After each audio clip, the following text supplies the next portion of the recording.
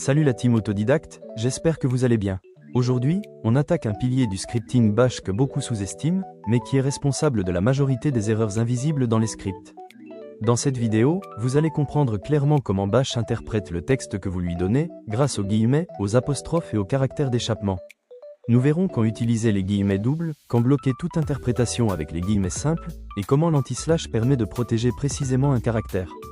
Enfin, on terminera par un point essentiel pour tout script professionnel, la fin d'exécution et les codes de sortie, afin que vos scripts deviennent prévisibles, robustes et exploitables en automatisation.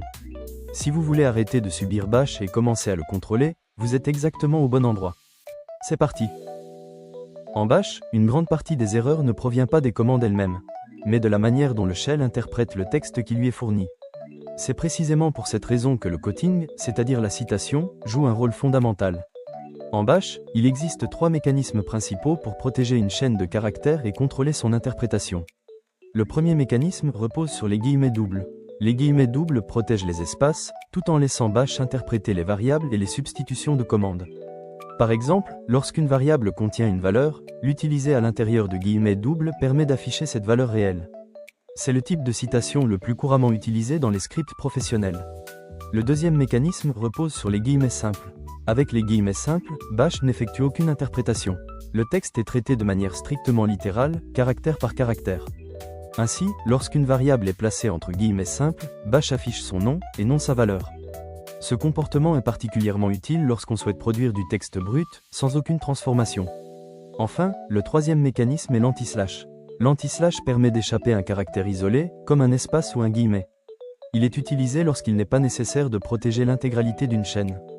Pour résumer, les guillemets doubles permettent l'expansion des variables, les guillemets simples bloquent toute interprétation, et l'anti-slash protège un caractère précis. Maîtriser le quoting revient à éliminer toute ambiguïté dans l'interprétation du code, et à indiquer explicitement à Bash comment chaque chaîne doit être traitée.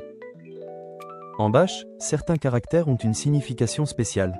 Par exemple, le $, l'astérisque, les guillemets ou l'espace.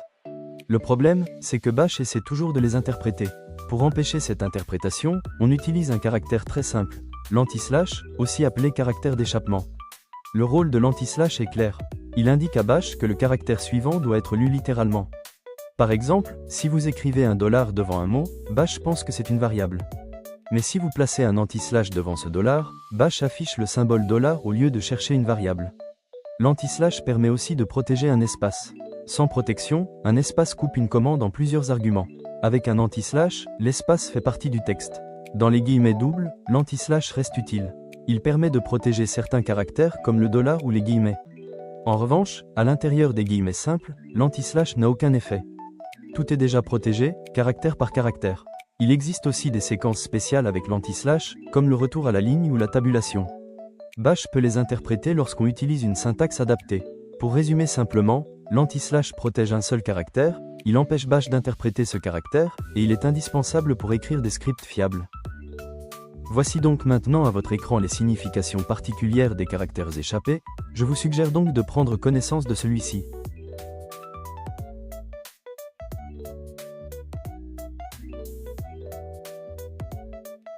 En Bash, la sortie d'un script est aussi importante que sa logique interne.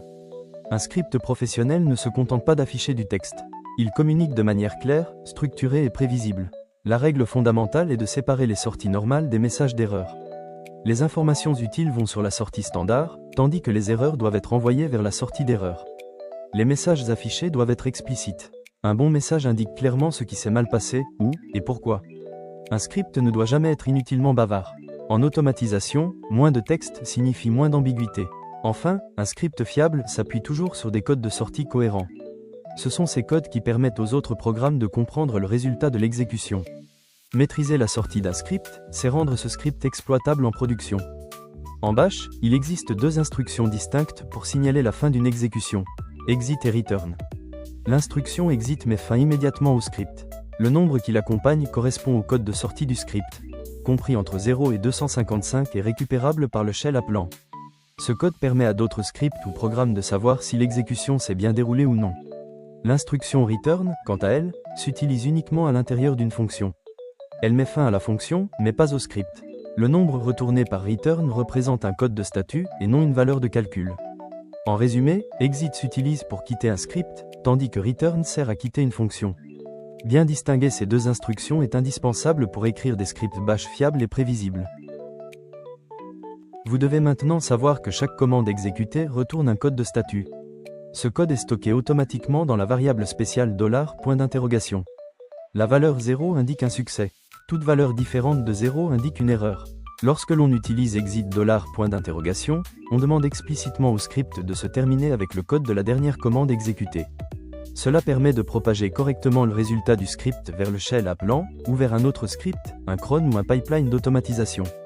Autrement dit, exit $, garantit que le script ne masque pas une erreur et qu'il reflète fidèlement ce qui s'est réellement passé lors de son exécution. C'est une pratique utile lorsqu'un script agit comme un simple intermédiaire entre des commandes système et un environnement automatisé.